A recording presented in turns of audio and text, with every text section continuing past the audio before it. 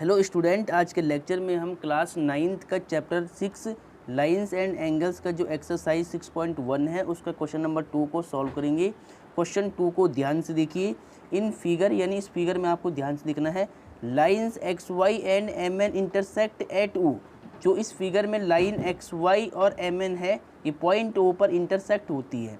If angle P O Y is 90 degree, जो angle P O Y है वो 90 degree का है यानी राइट एंगल है। ठीक है, अब कहता है and A is to B, A और बी एंगल का रेशियो कितना है 2:3, 2 और 3 है। Find angle C, angle C की वैल्यू आपको फाइंड करनी है। ठीक है, एंगल सी की वैल्यू आपको फाइंड करनी है।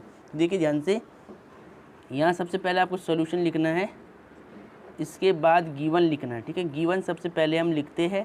तो गिवन में ध्यान दीजिएगा, आपको क्या दिया हुआ है कि X Y and M N line intersect होती है पॉइंट ओ पर। ठीक है, और एंगल पी ओ वाई कितना है 90 है। तो आप लिख सकते हैं angle P O Y is equal to 90 degree और and angle A is to B, angle A और बी का रेशियो कितना है 2:3, 2 और 3 है। ठीक है, टू फाइंड, जो आपको फाइंड करना है एंगल सी फाइंड करना है। To find angle C question mark, to find angle C question mark. अब देखिए ध्यान से, एक्स ओ वाई एक लाइन है, स्ट्रेट लाइन है, और स्ट्रेट लाइन पर जो एक कंप्लीट एंगल होता है 180 का होता है। तो बी ए और 90 का सम कितना हो जाएगा 180। तो आपको यहाँ पर सोल्यूशन में क्या लिखना है कि सिंस एक्स वाई, जो एक्स वाई है ना, ये X Y is a line, अगर एक्स वाई एक लाइन है तो एंगल बी ए और 90 का सम कितना होगा 180। तो आपको लिखना है A B plus 90 is equal to 180।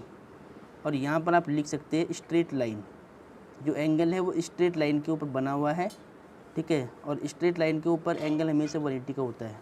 देखिए ए और बी का रेशियो 2:3 है, तो आपको इनके साथ में एक वेरिएबल मानना पड़ेगा, कॉमन वेरिएबल आप मान सकते हैं। तो लेट आपको पहले यहाँ पे लिखना है कि a इक्वल टू, ए की वैल्यू क्या है 2 है तो 2k मान लो, एंड जो b है b को मान लो आप, इसका रेशियो कितना 3 तो 3k मान लो। ठीक है, ऐसे मान के चलते हैं जब भी रेशियो वाला क्वेश्चन आता है।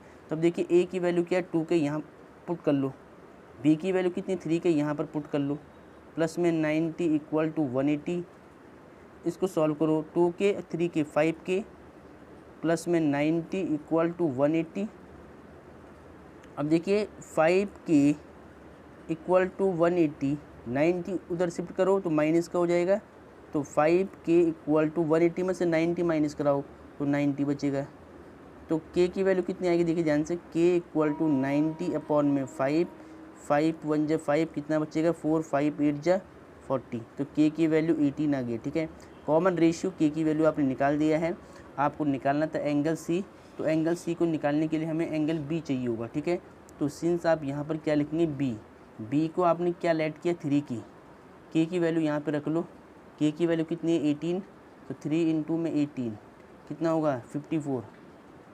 ठीक है, अब देखिए ध्यान से, b आपने निकाल दिया, आपको c निकालना है। तो एम एन एक लाइन है, तो b और c का सम कितना होगा 180, लीनियर पेयर बना हुआ है। ठीक है, जब एक लाइन के ऊपर 2 एंगल होते हैं तो उसको लीनियर पेयर बोलते हैं।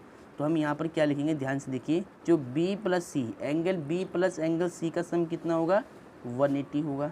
रीजन क्या है लीनियर पेयर, रीजन क्या है लीनियर पेयर। अब देखिए ध्यान से, b की वैल्यू कितनी है 54, c की वैल्यू आपको निकालना है 180, c इक्वल टू 180 माइनस में 54 हो जाएगा, इसको माइनस करा दो तो 6 यानी 126 आएगा। ठीक है, कितना आएगा 126 आएगा। तो डियर स्टूडेंट, ऐसे आपको सॉल्व करना था, इसमें सी की वैल्यू आपको निकालनी थी, वो आपने निकाल ली है। ठीक है, तो आई होप ये क्वेश्चन आपको समझ में आया होगा, तो इसको नोट कर ले।